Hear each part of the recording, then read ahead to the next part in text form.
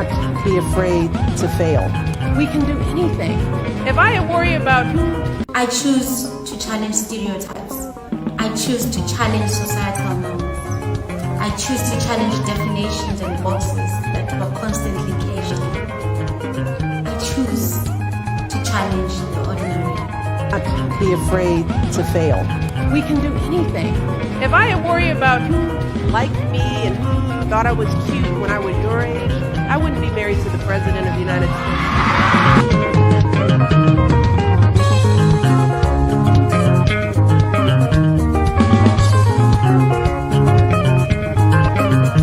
Don't give up. The sky is the limit. There's so much out there that you can do.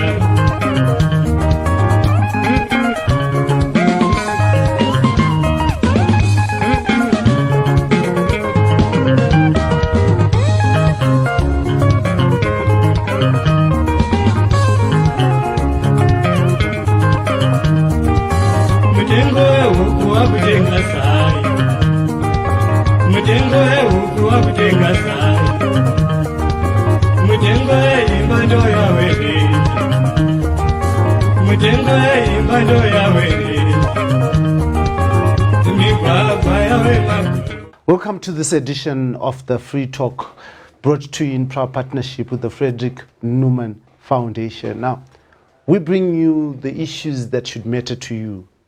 We make you ask the question, so what? And we answer that for you here on this show with me, your host, Dara Blessed Mhlanga. Now, people grow up in different ways and they have different backgrounds that they come from.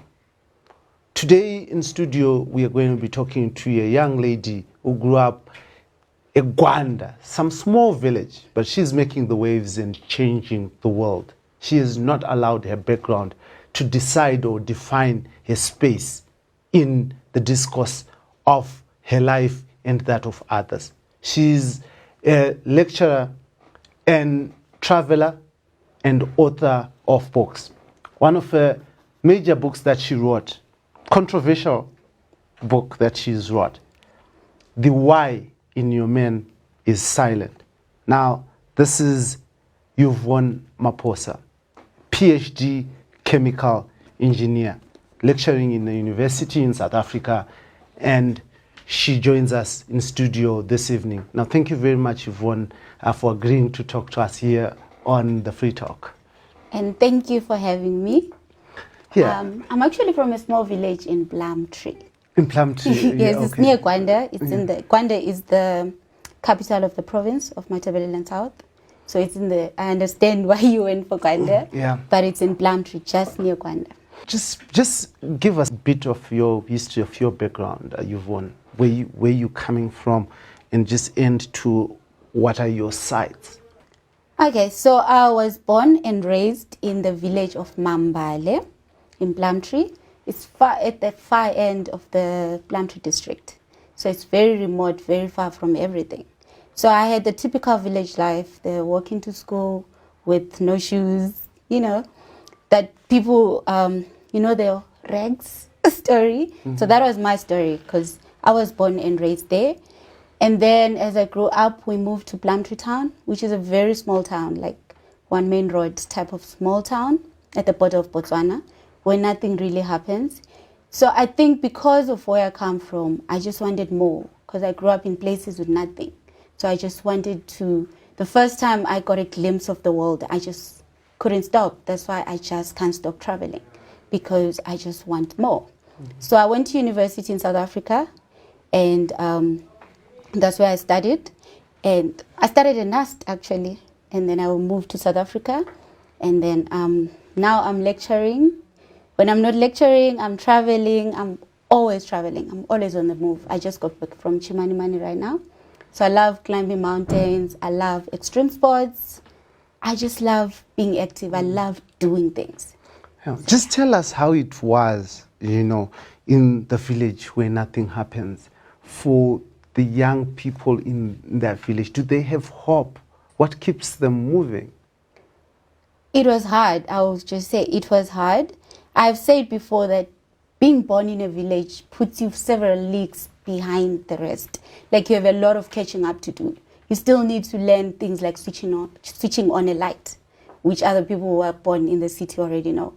So you're already so far behind in the world that when you start, you feel like you don't fit in. You feel like you're poor. You feel like you're less than other people. So you have to work harder than the average person. Then add on being a woman to that. Then add on being in a foreign country and you're black. So it's a constant struggle. You're just constantly fighting. So I'm constantly fighting. So, yeah.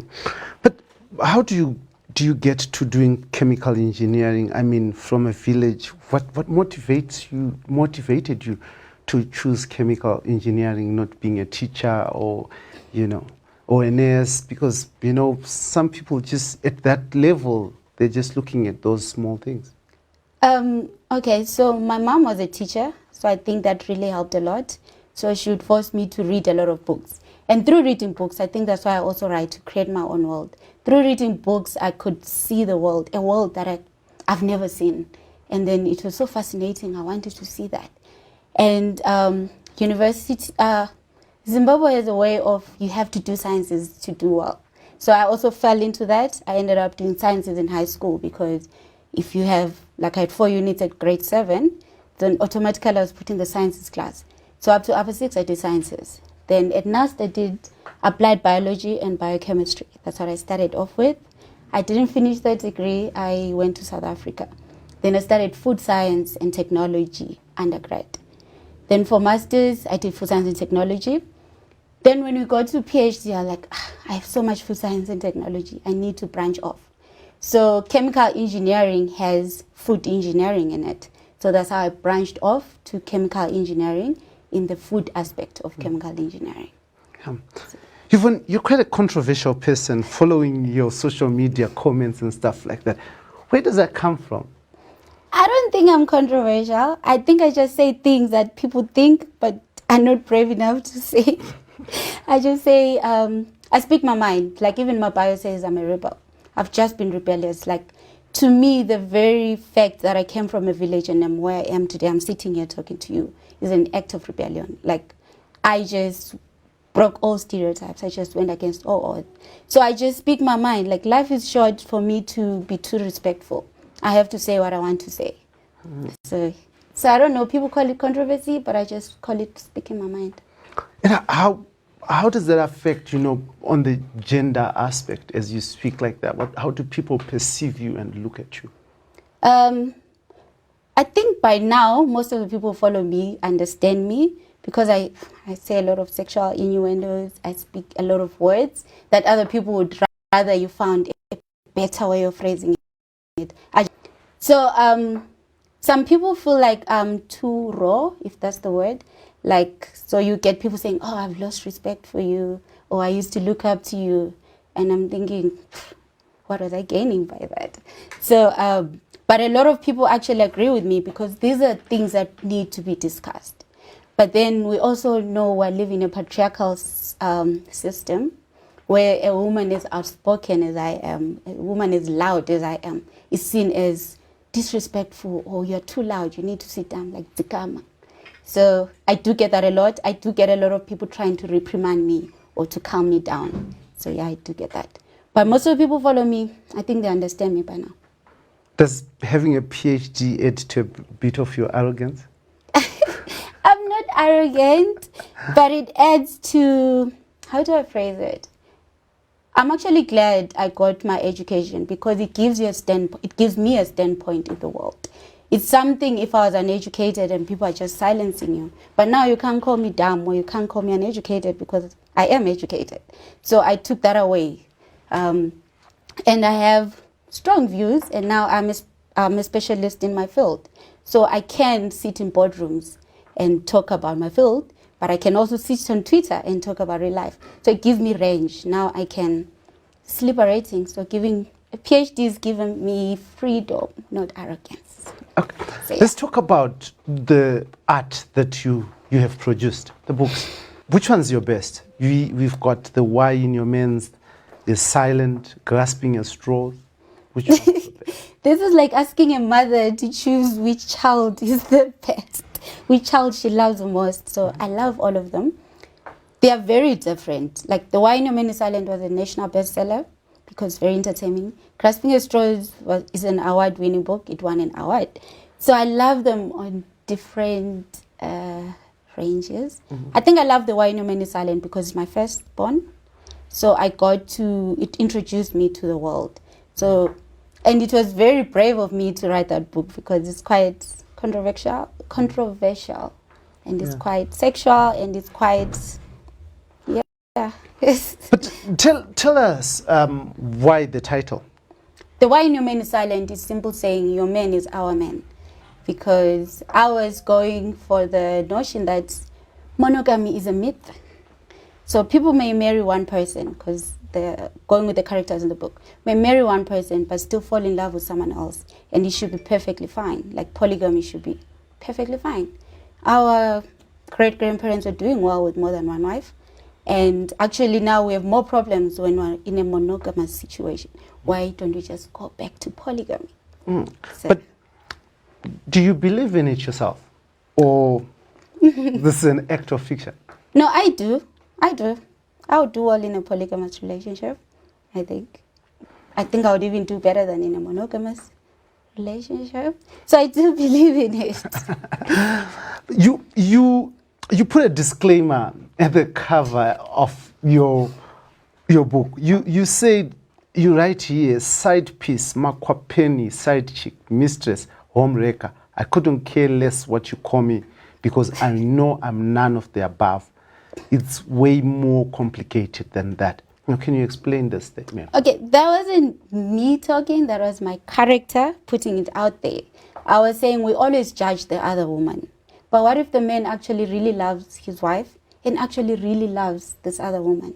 Like, why is it so wrong? Why can't a person love more than one person? Even in non-sexual relationships, we love more than one person. So why does it now change when it's now these romantic relationships? So I was saying we call the other woman all these bad names, but is it really her fault? It's actually more complicated than that. Do we stop and actually try and understand? We are just quick to bash and call out the other woman. So yeah, the controversy came in saying I believe in one man more than one woman, but I said I don't believe in one woman more than one man. So that's where the controversy came in, like, oh, why do you say men should have more than one woman, but why can't women do the same? Then I'm like, no, it should be legal, and any woman wants to do it, should be free to do it. It's just not for me. So yeah. A lot of people begin to associate you with the work that is in this book. Is it a fair assessment of yourself?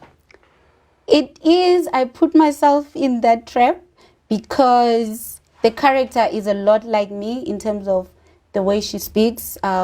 She's a lecturer. She's a young lecturer. She's from Zimbabwe. She lives in Cape Town. She has a PhD in chemical engineering.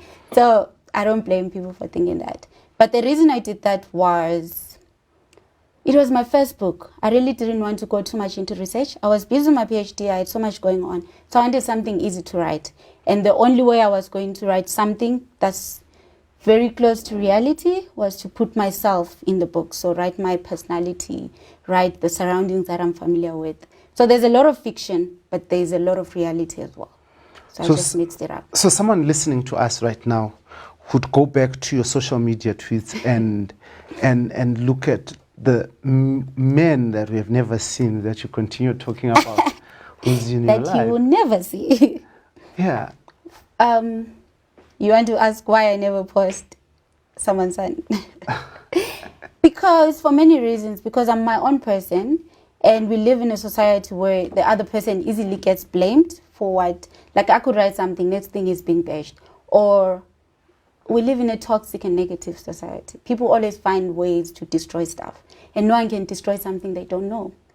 And the other thing is, I work hard on my own. I build my own things, and because of the society we live in, I know it's easy for people to credit a man for it, and I'm not having it. No matter how much I love you, you're not taking credit for my work. So yeah, so he should post himself. I post myself. Yeah. This, you know, as you talk about a toxic society, you once underwent serious barrage on social media. How did you survive that? I've gone through several, so which one? The one that I remember that I can talk about is when you were on holiday, I think in Victoria Falls. Oh, yes. You know, people like peddling lies just for likes. I feel like the people who start those rumors actually know it's false, but they know the story will fly. Because I'm always traveling, I'm always doing things, but no one actually thinks a woman can do it for herself. So they just had to find a man to say, oh, here's the man who's paying for it. Oh, because she's traveling so much, it means she's a slave queen. Like, why can't we just be, oh, she's working hard and she gets a salary and then she buys air tickets. So people went on to that and they said I was dating that man. And it just went on. And people started saying, oh, it makes sense. Oh, I knew it all along. And I'm thinking, what did you know? Because it's a lie. So I didn't really enjoy that. That wasn't a nice time. How did you survive it? How do, like, let us talk about a young lady who's out there, who's facing such a barrage of false information, as you put it. How do they survive it? I think knowing that something is not true is already a step enough to make you survive it. Because no matter how deep they dig, no one is going to come up. They might keep saying we have evidence. There is no such evidence because it's not true. But those are the times when we also fall back on our families. I have a very strong family support unit, so yeah. So I fall back on my brothers, and so constantly having someone telling you, it's okay, don't worry about it, makes it better. And then also staying off social media also helps. Because the more you read those comments, the more you want to respond. And I always respond, whether negative or positive. I generally respond. So now I'm spending all my time on this bad energy, on this negative energy, when I could be doing something else. So logging out, because they will find another story anyway to jump onto when this one dies out. So time off social media helps, and knowing it's not true also really helps. There's some people who have actually committed suicide because of this. Yeah. That's what I was thinking the last time they were going through. Like, people have no regard because of human life. Those same people will be the ones saying, rest in peace, oh, it's so sad. The same people will cause that. So we also have to go onto social media knowing that the person behind the keyboard is a stranger who doesn't care about you. So don't invest too much on what other people really think about you. I think that's why I present myself as I am, like what I think, because it would be so hard to maintain a fake narrative. Like, I'm sure I would get tired. So that's why you have to let people know who you are. They will judge you, but they'll adjust. They'll adjust. Let's get to the exciting part. You conquered Kilimanjaro. How was it? It was amazing. It was amazing. Like, after Kilimanjaro, I can run for president. I can do anything. That's how amazing it was. It was like, it was very hard. It's the hardest thing I've ever done. So after that, I knew there's nothing I can't do. If I want to do it, I will do it. But it was hard. Share with us the experience on the apex, coming from Plumtree, from the middle of Norway to the apex of Kilimanjaro. You know, people used to say, Yvonne, you've made it in life before, but I didn't feel it. On that day, on the Monday, I'm like, this is how it feels to have made it. I have made it. Like, no one can tell me anything after this. Like, I walked to school barefoot, and I'm here on a mountain where many people will never make it. And I'm here. And I'm representing Zimbabwe. I'm representing the girl child. I did it. I'm representing myself. Like, I did it for myself. It was by accident. Most of my things are by accident. My book became popular by accident. I became popular by accident. And that went viral by accident. So, but I feel like it was orgasmic, if I can put it that way. Mm-hmm. So, yeah. You've also turned your exploits into charity work. Let's talk about that. So I'm sure you followed my Kilimanjaro journey. I was sharing every day what I'm going through, the struggles. I wasn't painting it to be rosy because it wasn't. So I was sharing the good and the bad and people getting sick because people actually die. So I'm not going to say I have a lot of followers, but I have a reasonable number of followers. And I just decided one day that why don't I just turn this and use it for good? Why don't I use my numbers for something positive? So I've always been passionate about sanitary wear. Even when I had 2,000 followers, I was doing sanitary wear campaigns. But now I was like, oh, okay, every time I travel, people pay attention, people are involved. So why not just bring awareness of the plight of the girl child in Zimbabwe through my travels? Because I just did Chimani now to raise awareness of the lack of sanitary wear and everything. And a lot of brands got involved. So it was amazing. We raised a lot of pads. So yeah, so people pay attention. They'll still like my picture if I posted it. But why not like my picture and actually donate a pad at the same time? So that was my reasoning. Yeah, tell us about the girl child. Why did you go for the girl child with the pad? What is the problem that's there? Because I was that girl child in the village who didn't know where to turn to. So I know the feeling firsthand. So I don't want a girl to go out, to feel that way. Because I know they're out there and I know the feeling firsthand. So that's why I'm so passionate about the girl child. Because I was that girl child. And now I can do something about it. So I can do something about it for myself. But now I'm in a position where I can do more. So I'm doing more for that girl child who is in my shoes right now. So that's why the girl child. And because I relate, and I was saying the other day, maybe we're neglecting the boy child. So we groom the girl to be, like we do so much for the girl, then we forget the boy. And then we forget that this boy is going to be a man in society who wasn't given much attention. So are we really not, are we solving the problem? Because who are we protecting this girl from if we're not raising the boy the right way? So I do feel like if I had more resources, I would just focus on the child. Like not the girl child or the boy child, just on the child. Because it all has to start somewhere, both the boy and the girl. Yeah, when you talk about, bringing a smile to the children, how many so far have you touched and how has been the feeling? It's been amazing. The feeling is, I think the people always say, thank you, you helped us so much, but they don't understand that they will have helped me so much. It's so fulfilling. I feel like I mean something in the world just by helping someone else. So I have touched thousands and thousands and thousands. I started a bioped with Yvonne campaign in 2019. And yeah, I've maybe 10,000. And then during when COVID started, the lockdown, I started with my friend Tabile, we started a feeding scheme in Plumtree. So we fed like over 200 families, would buy groceries, donate to those families, mostly child-headed families. So we do that, and then because I'm from the village, so villages are very close to my heart.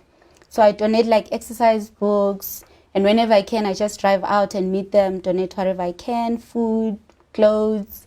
I do collect second-hand clothes from people and donate them. Then there's the Khoisan community that no one ever seems to talk about. It's in Plumtree. I feel like we really have to protect those people. They are the few remaining in Zimbabwe. So we kind of adopted that community as well. So we help with clothes, pads, food, and everything. So those who want to be part of this campaign, how do they reach you, Yvonne? I'm Yvonne Maposa everywhere. Like I have nothing to hide. I tweet under my name. So I'm Yvonne Maposa on every social media platform. That's Instagram, Twitter, and Facebook. But I'm mostly active on Twitter. Then I'm working with Doves. So Doves Harare and Doves Bulawayo, people can drop off pets there. And also Hande, Hyundai. They can go to Hyundai and drop off if they're physical pets. But if they want to donate monetary and otherwise, they just have to contact me. You spoke about being in Chimani. Yes. Tell us about the experience. It was amazing. I feel like now I should just stop paying my bond at home because I'm never at home. They'd sleep outside. So I went to Chimanman on Thursday. We camped at Bradaville Falls. And then we went up the mountain on Friday morning. Then Saturday, we summited the highest mountain in Mozambique. I wrote a tweet that the highest mountain in Mozambique is in Zimbabwe, because it's half in Zim and half in Mozambique. So we climb from the Zimbabwean side, but by the time you reach the peak, you're in Mozambique. So we summited the highest mountain in Mozambique. It was very, very challenging, but it was part of my campaign as well. So I have to make it to the top. It took like 5 hours from the base camp to get to the. It's not for the faint-hearted. It's the most difficult. How do you manage these vigorous exercises? Are you this person in the gym every time keeping fit, or? Not really. I feel like most of these things are in the mind, more in the mind than the physical. So I do run, I do exercise, but I'm not a gym freak. So I am fit enough, but it's all in the mind. Like, you have to know why you're doing it. You have to will yourself to keep going when it gets hard. So I think I'm mentally fit. I'm very mentally fit. And then I'm physically okay. Like, I will make it. So yeah. It's amazing to see you, without your trainers, without... I wore these heels so that I have one pair of heels in my life. One. This one is what I wear to church when church is open. I don't wear high heels. I think I'm not a girly. I like being comfortable. So I'm always in sweatpants and trainers and tights. So yeah, I'm very comfortable. I'm a comfortable person. So yeah, you meet me in town in jeans and trainers. That's my style. Before you went to summit on the Binga mountain, which is not in Binga. Yes. Yes. You were in Chinoi. Yes. So Zim tourism, I like touring. No, let me not say Zim tourism. I like touring Zimbabwe. I like, because I also had the wrong misconception that traveling in Zim is expensive. Okay, I'm going to get bashed for this one. It is unaffordable for the average person I know, but it's not as expensive as I thought. Like, park entry is $3. I didn't know that. I just used to think it's very, very expensive. So if you have a car and you can go with other people to share the fuel, there it's just $3 to get in. And we have such beautiful places in Zimbabwe that we need to see. And like, because the average person might never afford to travel abroad, so we need to highlight the local places so people can at least travel within Zimbabwe. And there are a lot of those. Chinoi Caves was very beautiful. So yeah. I saw some of your pictures where you were doing deep diving. Yes, I like that near dying. Because everyone says if you get into the pool, you don't come back. So I want to see if I won't come back. Then I came back. So it's like Nyanga Mountains. People are like, you go up, you won't come down. So I want to go up and see what happens. Where do you go if you don't come down? Are you sure you came back? I don't know. Am I not here? What if this is a dream? Like I wake up and like, okay, I'm not here. Yeah. But yeah, I like, I do respect that people believe in what they believe in, but I feel like our, what are they called? Our superstitions sometimes stop us from being our best selves because we're so scared. You're scared to do this because you disappear. But we forget that sometimes our elders used to make up some of these things. For example, they used to say, I remember my mom used to say, don't sit in the middle of the road because you have boils. But that's not true. That's because she didn't want me to be run over by a car. So we are grown now. We should be able to go into Chinoi Caves. Just have some respect because people respect the place, but don't be afraid to go in. And yeah. Tell us about your work you've won. Which one? I do so many things. Your actual work. My 9-to-5 job. Which I rarely do. Like, I feel like I'm really there. Even my HOD knows. Yvonne is not there. But lecturing is easy, if I can put it that way. Because you've already studied, you have a PhD, you know these things. You're teaching something you know. And it's flexible. I think that's why I'm stuck in it. Like, no matter what job offer I get from industry, I'm not leaving lecturing. Because I lecture twice a week 1 hour, 30 minutes each, and I'm done. So that's my job, 9 to 5, Monday to Friday. I just now have to mark, but I can do that anyway. And now with online teaching, I can be anywhere in the world. I just need an internet connection when my class is on. So lecturing is fun and easy. I lecture food engineering, food project, and food technology. So when your students look at you, Yeah. what happens in that class when you walk in? It's always interesting. My classes are interesting because the person I am is still the person I am in class. Like, I just laugh at everything. I'm always laughing. And but teaching the older students is tricky because some are older than me. Some people go to university late. Then they are older than me and they know. And some people think I'm younger than I am. Then they'll be like, the respect of like, ma'am. Then they ask me out.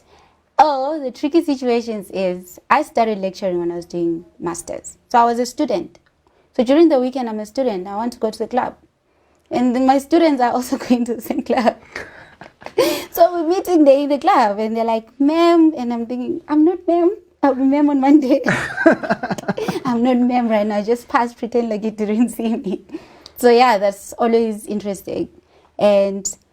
But for some reason, they always respect me. Like, they always know where to draw the line. No, the guys, boys will be boys. They do ask me out sometimes. Ma'am, can I have your number? Ma'am, can I take you out? And I'm thinking, there's kids.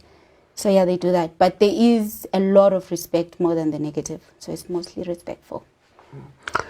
I'm just remembering this time you were asked to make coffee. Can you talk to us about it?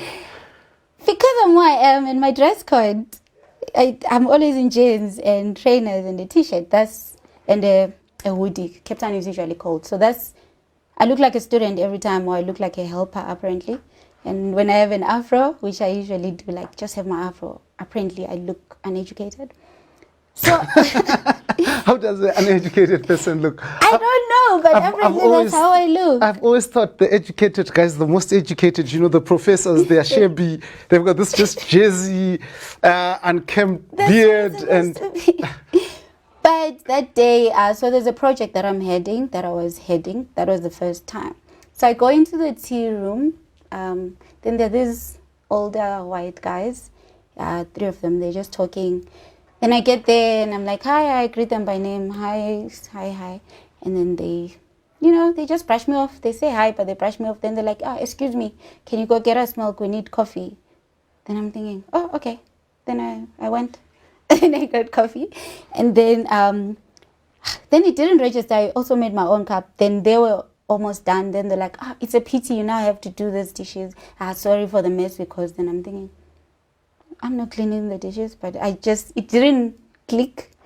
Then I went to the lab where we're having the meeting, and I'm the project leader. And then they're looking at each other like, why is she here? Shouldn't she be doing the dishes? So I'm like, yeah, hi, I'm Yvonne. I'm going to lead this project. So then they just, the faces, I'll never forget the look. Priceless. Like, that was so fulfilling. I didn't, yeah. Did you ever spoke about it after? No, but they start doing that awkward laugh. There's this awkward friendliness that comes with it. But I'm sure they're over it now, and I'm over it. And yeah, there was a lesson learned there. Don't judge a book by its cover. Don't judge someone just by looking at them. I'm looking at this book, and I'm looking at the cover, and I'm thinking, I could judge. That's how I was looking. So yeah. But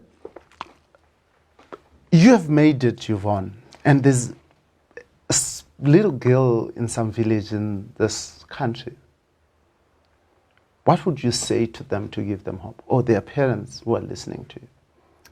I would say it's possible. You just have to be willing to put in the work. You just have to be willing to work harder than the rest. You just have to be resilient enough to keep going, because you're going to be bullied. I was bullied a lot in primary because when I went later in primary, when I went to an English speaking school, and my English didn't exist.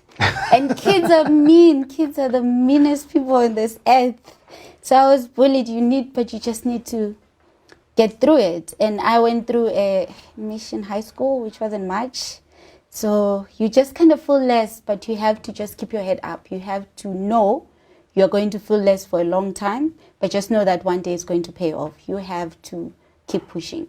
And I usually say, I know many people say education is not worth much, but I would say education is worth everything. I always say, I would rather have an education and not need it than not have it and need it. So I'm okay having it and maybe never using it, but not to be in a position where I actually want it, but I don't. So I would say, yeah, education is your best hope to get out of most. People say entrepreneurship, this and that, but in the village, the only sport we knew was netball and soccer. But we never even competed anywhere because there's no car to take you to compete. So books are the only way out. So that's why I stayed at school, because books were the only way out. I'm not going to be a basketball player because I didn't even know there was basketball in the world. And marriage? Marriage? What do I think of marriage? Is it a way out? No. No. That's like jail. Like if you're using marriage as a way out, that's, I don't know, you'll be digging yourself 6 feet under. Marriage is an achievement to those who look up to it. Like, I feel like we now look down on marriage, but it is a good thing. Like our parents grew up married and it was beautiful to watch. But that was a different generation where mothers are not working and they stay at home and it's okay. So in this day and age, if marriage happens, it's fine. If it's something you want, go for it. But don't be pressured by society to go for it. It's you won't really be missing anything. Yeah, I asked that question because this part of your book appears to talk about that, and it does talk about that. Yes. The same culture she looked to for protection turned around and consumed her. Yeah, so I based this book in a patriarchal village. So I was talking about the girl in the village where men are kings and women are objects. So men will be like, I want to marry that one, and you're kind of sold off. Where people are marrying children and they don't see anything wrong with it. People are having children. You see a child having a child and they don't see anything wrong with it and they call it culture. Then I was like, no. So I was trying to point out how culture should be dynamic. We need to keep up with the times. There should be something. Fine, then no one is going to arrest you for marrying a 13-year-old, but something in your head should tell you this is a child. So I was bringing that up. In that village, girls were nothing. All they look up to is marriage. So that means at the end of the day, you just marry anyone. I remember my grandmother used to say that, just marry a man who loves you, even if you don't love him. You will learn to love him with time. Just make sure he can provide and he likes you, actually. He should like me enough to, when he takes a second wife, he still keeps me, kind of thing. You will learn to love him with time. Love. And I'm thinking that was such wrong advice. That is such wrong advice. But it works in those societies where the only way out is marriage. Girls are not educated. Girls, you just get to Form 4 and that's it. It's the end. Now you can marry to have children. So that's the society I put there. A deeply patriarchal society, which unfortunately still exists in most parts of Zimbabwe. Yeah. I've just, at this moment, Yvonne, asked you to speak to the people who have been supporting the journey that you've been walking, and also the children out there, not necessarily the girl child, because if you said in your own words, if you had resources, you would deal with the child. Yes. So from your heart, Yvonne, you could look into the world. I know you're camera shy, yes. but you could look into the world and pour your heart out. Okay, so first of all, I would like to say thank you to everyone who supports me, who just supports me as a person, like who interacts with me, who advises me. Everyone who I interact with is a part of my life now, and I'm very grateful for your presence in my life. And to the people and the companies that support my campaigns, I'm very grateful. It goes a long way. Like a girl out there is helped, and that's everything. So thank you very much for all types of support that you give me. And then to the children out there, I want you to know that the world is a cruel place. You kind of have to brace yourself. You kind of have to work hard. You're not going to always have someone holding your hand. So you have to learn to be strong at a young age. Grow up knowing you have to fight. But just don't give up when it gets tough. You just have to keep going because it always gets better. No matter how hard it is, it will always get better. You just have to get going. Amazing. Thank you very much, Yvonne, for sharing insights in your life here on the Free Talk, where we partner with the Frederick Newman Foundation. Now, the Frederick Newman Foundation also believes strongly in equal opportunities, in dialogue, and making sure that everybody is heard. Frederick Newman Foundation is currently running a program for female journalists to give them an opportunity to, in this media environment where it's dominated by men, your patriarchal village. You get situations where a woman organization is led by a man, or a young people's organization is led by an old person. Yeah. I don't know how we still don't see anything wrong with that, but yeah. Did you know that the permanent secretary of the Ministry of Women and Gender is led by is the man? That's what I was talking about. I just don't like throwing names, but I was just, well, here, which is very wrong. Here we do. Anyway, thank you very much, Yvonne, for joining me here on the Free Talk and talking to us about your life, opening, the young lady we see on social media, the young lady who says she looks good in a bikini. And having authored this amazing novel, so anyone who wants to buy this, how do you get this? They're available in all major bookstores in South Africa. In Zimbabwe, you kind of have to get hold of me, so I give you the contacts of Harare and Bulawayo. I'm still dealing with that. Then they are on Amazon, so anyone. It's kind of hard for people in Zimbabwe to buy on Amazon, but everyone else in the world, it's on Amazon. Yeah. It's unfair, is it? It's our Zimbabwe. It's very unfair that it is. A book by our own is sold in every major bookstore in South Africa, but not in Zimbabwe. Yes, but it is what it is. But in people's defense, in South Africa, there's more disposable income. So buying a book is nothing. But in Zim, every dollar goes a long way. So I really don't blame people who don't buy. I got mine for... Okay, I won't tell you the price. You can get in touch with Yvonne on a social media for prizes on a social media handle. But this was the Free Talk with me, your host, Dara Blessed Mhlanga. Now, we had Yvonne, who describes herself here on a book. Yvonne Maposa was born in Plumtree, Zimbabwe. She's a lecturer, researcher, globetrotter, blogger, and avid reader. She's an adventurous spirit with an addiction to adrenaline, extreme sports, and taking unbeaten paths in foreign countries. Now, thank you very much, Yvonne. Wish you the best in what you're doing. Thank you so much for having me. It's been a pleasure. Beautiful. This was the Free Talk, proudly brought to you in proud partnership with the Frederick Newman Foundation and Heart and Soul TV and Radio. We believe that dialogue is the crux of development. When people talk to each other, when people listen to each other, development happens. On Free Talk, we believe in political dialogue, economic dialogue, and social dialogue. Everybody must be heard. Everybody has a right to be heard. Free Talk, talking that moves nation. Free Talk, talking that makes a difference. This is the Free Talk.